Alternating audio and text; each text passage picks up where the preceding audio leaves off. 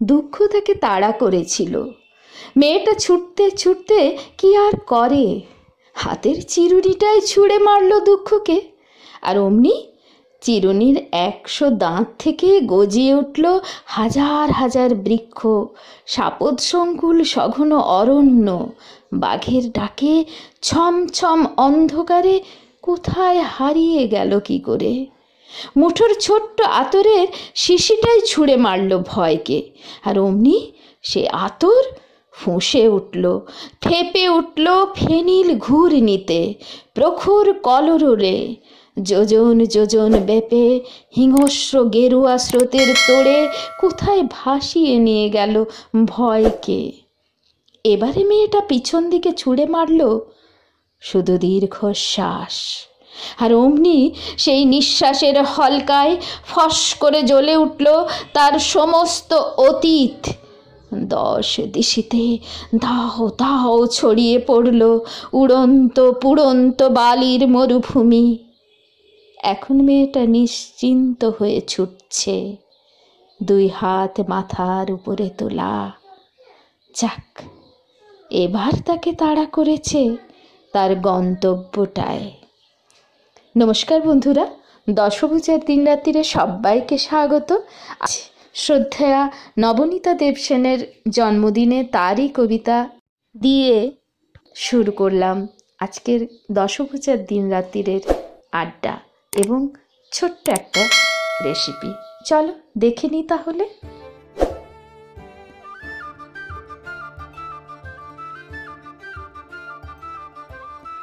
আজকে বানাবো ভাপা পিঠে, একেবারে ফাঁকিবাজির ভাপা পিঠে। একটাই বানাবো, বুঝলে? তুমি, আমি আর আমরা সবাই মিলে ভাগ করে খাবো। তা আমি বাজারের কেনা চালের গুঁড়ো একটু ভালো করে চেলে নিয়ে, যেটা চালনিতে চেলে আমি চালের গুঁড়োটা নিলাম 1 কাপের মতো, আর 1/4 কাপ সুজি দিলাম। ঠিক এই মাপটা মনে রাখবে। সুজি মিশিয়ে দিলে পিঠেটা একটু বেশ নরম হবে, তুলতুলে মতো হবে। আর পিঠে ভাগ করে খাওয়ার গল্প মনে আছে তো? হ্যাঁ, গল্পটা বলবো যদি সময় থাকে। আর চিনি দিলাম, চিনি তো দিতেই হয়, কিন্তু এবার মিষ্টি যেমন যেমন যে যেমন ভালোবাসো। আমি একটু দিলাম, তুমি অল্প দেবে, আরেকজন কেউ হয়তো বেশি দেবে। চিনিটা চিনির মতো, নিজেদের মতো স্বাদ মতো।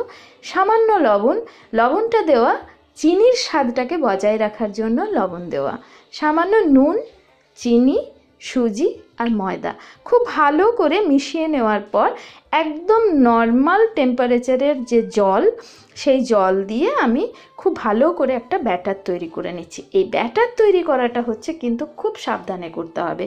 দেখতে হবে চামচ দিয়ে যে ওটা যাতে কেটে কেটে না পড়ে, স্মুথলি যেন পড়ে যায়, তাহলে জানা যাবে যে ওটা হয়ে এসেছে আমার ব্যাটারটা। ব্যাটারটা বানিয়ে নেওয়ার পর আমি মিনিট 15 মতো ঢাকা দিয়ে সাইডে রেখে দেবো। এই দেখো, এইবার আমার ব্যাটারটা তৈরি হয়ে গেছে।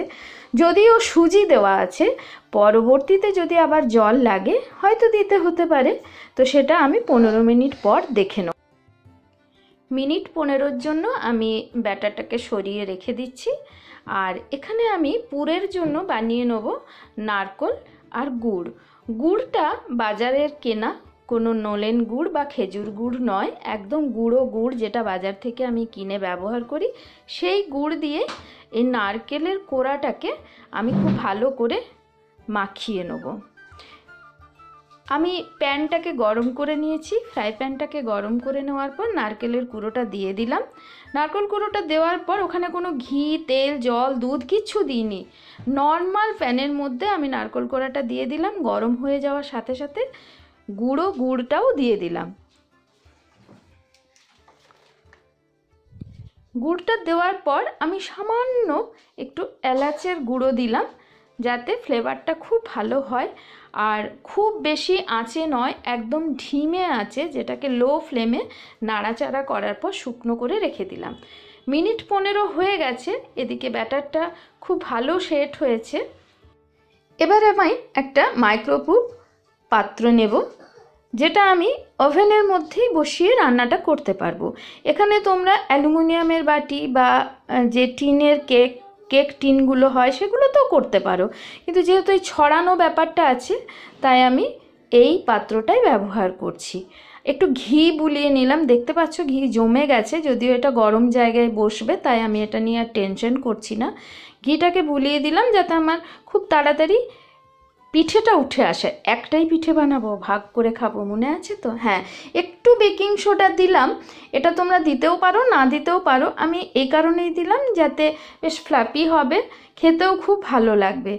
বেকিং পাউডারটা দেওয়ার পরে পরে সঙ্গে সঙ্গে জিনিসটা রান্নায় বসিয়ে দিতে হবে। এটা দিয়ে পাউডারটা দিয়ে কিন্তু তোমরা রাখবে না।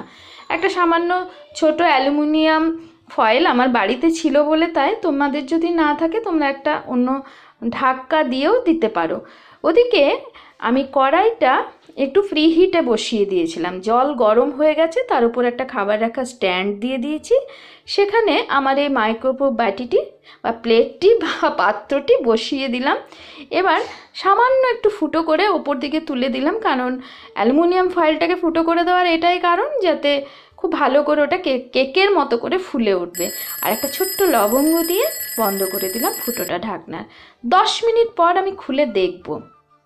10 মিনিট পর কিছুটা সেট হয়ে এসেছে, পুরোটা হবে না, তবু আমি একটা টুথপিক দিয়ে দেখে নেব যে কিভাবে কতটা কি হয়েছে। কারণ যে পুর আমি ব্যবহার করব সেই পুর তো আমি আগে ব্যবহার করিনি, এইবার ব্যবহার করব। কারণ আগে যদি আমি এটা দিয়ে দিতাম তাহলে কিন্তু ওই ব্যাটারের সঙ্গে মিলেমিশে একাকার, তাই কিছুটা শক্ত হয়ে আসার পর 10 মিনিটের মতো ওটা ভাপাটা হয়ে যাওয়ার পর আমি ওপর থেকে ওই নারকেলের পুরটা দিয়ে দিলাম, যেটা আর ব্যাটারের সঙ্গে মিলেমিশে যাবে না বা ঘেঁটে যাবে না। একটা অসাধারণ খেতে হয়, আর দেখতে তো মানে বলার নয় যে কি অসাধারণ এটা দেখতে হয়। পুরোটাই ভাপা পিঠে, এটা ছোট ছোট বাটিতেও করা যায়, কিন্তু ওই যে আমি কুঁড়ে তাই একটা বানালাম, ভাগ করে খাবো। আর ওপর থেকে একটু ইচ্ছে হলে কাজু কিশমিশ দিতে পারো, ইচ্ছে না হলে নাও দিতে পারো, এটা আমি আমার শখে দিলাম। বাড়িতে ছিল কয়েকটা টুটি ফুটি ছিল, একটু কাজুর টুকরো ছিল, এগুলো দিয়ে দিলাম বাচ্চাদের জন্য, দেখতে ভালো লাগে খেতে, আর আমি তো একটা বাচ্চা, আমার দেখতে ভালো লাগলে আর কিছু চাই না। তো যাই হোক, এবার আমি বসিয়ে দেব আরও 15 মিনিটের মতো ঢাকা দিয়ে, আবার ঢাকনাটা লাগিয়ে দেবো কারণ পুরোটা কুক হতে হবে। অ্যালুমিনিয়াম ফয়েলটাকে খুব ভালো করে চাপা দিয়ে দিলাম, আবার আমি কড়াইয়ের ঢাকা লাগিয়ে দিয়ে 15 মিনিট আমি দেখব কি হতে চলেছে। 15 মিনিট পর একদম সেট হয়ে গেছে সুন্দরভাবে, কিন্তু যেটা করতে হবে এটা গরম থাকাকালীন আর নাড়াচাড়া করা যাবে না, তাই ওভেনটা অফ করে দিয়ে আমি আবার প্রায় 1 ঘন্টার মতো রেখে দিয়েছিলাম একটু ঠান্ডা হবার জন্য।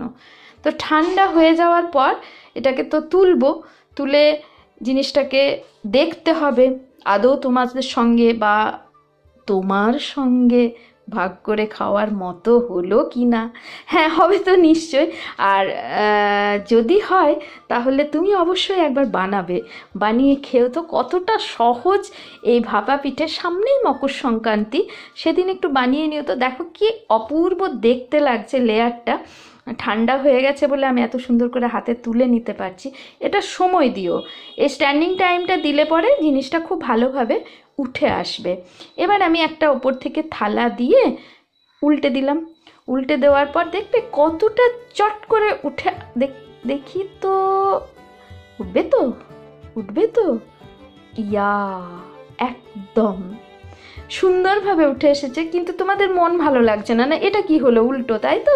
না, সেটা নয়, আমি আরেকটা থালা দিয়ে এটাকে আবার পাল্টে নেব।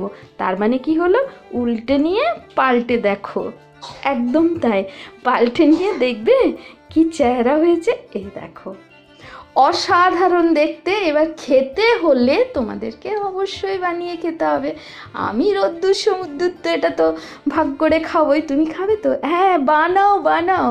তুমি যদি নতুন বন্ধু হয়ে থাকো তাহলে অবশ্যই দশভুজের দিন রাত্রির সঙ্গে থেকো, আর চ্যানেলটিকে সাবস্ক্রাইব করো, লাইক শেয়ার করতে ভুলো না। আর এই দেখো হাতে তুলে নেওয়া যাচ্ছে একটাই ভাপা পিঠে।